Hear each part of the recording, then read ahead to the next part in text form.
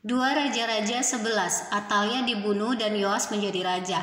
Ketika Atalia, ibu Ahazia, melihat bahwa anaknya sudah mati, maka bangkitlah ia membinasakan semua keturunan raja.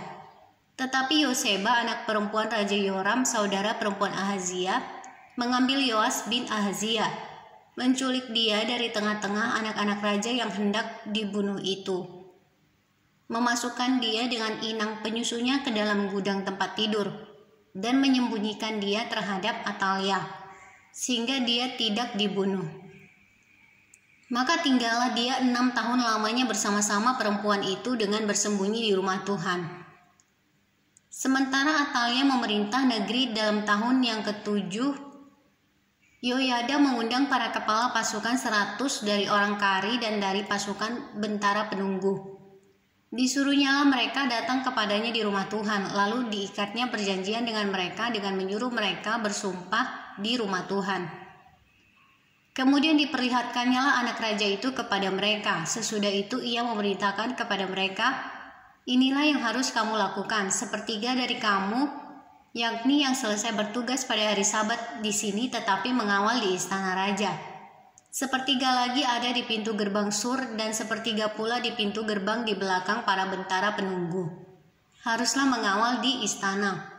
Dan kedua regu daripada kamu, yakni semua orang yang bertugas di sini pada hari Sabat dan mengawali rumah Tuhan, haruslah mengelilingi raja dari segala penjuru, masing-masing dengan senjatanya di tangannya.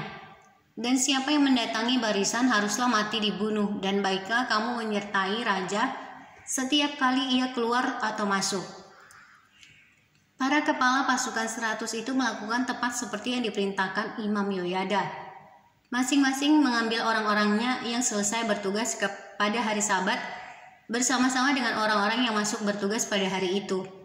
Lalu datanglah mereka kepada Imam Yoyada. Imam memberikan kepada para kepala pasukan 100 itu tombak-tombak dan perisai-perisai kepunyaan Raja Daud yang ada di rumah Tuhan. Kemudian para bentara itu masing-masing dengan senjatanya di tangannya mengambil tempatnya di lambung kanan sampai ke lambung kiri rumah itu dengan mengelilingi mezbah dan rumah itu untuk melindungi raja. Sesudah itu Yoyada membawa anak raja itu keluar, mengenakan jejamang kepadanya dan memberikan hukum Allah kepadanya. Mereka menobatkan dia menjadi raja serta mengurapinya, dan sambil bertepuk tangan berserulah mereka, "Hiduplah raja!" Ketika Atalia mendengar suara bentara-bentara penunggu dan rakyat, pergilah ia mendapatkan rakyat itu ke dalam rumah Tuhan. Lalu dilihatnyalah raja berdiri di dekat tiang menurut kebiasaan, sedang para pemimpin dengan para pemegang nafiri ada dekat raja, dan seluruh rakyat negeri bersukaria sambil meniup nafiri. Maka Atalia mengoyakkan pakaiannya sambil berseru, "Khianat, khianat." Tetapi Imam Yoyada memerintahkan para kepala pasukan 100, yakni orang-orang yang mengepalai tentara, katanya kepada mereka, "Bawalah dia keluar dari barisan, siapa yang memihak kepadanya bunuhlah dengan pedang." Sebab tadinya imam itu telah berkata, "Janganlah ia dibunuh di rumah Tuhan." Lalu mereka menangkap perempuan itu pada waktu ia masuk ke istana raja dengan melalui pintu bagi kuda. Dibunuhlah dia di situ. Kemudian Yoyada mengikat perjanjian antara Tuhan dengan raja dan rakyat, bahwa mereka menjadi umat Tuhan juga antara raja dengan rakyat. Sesudah itu masuklah seluruh rakyat negeri ke rumah Baal, lalu merobohkannya.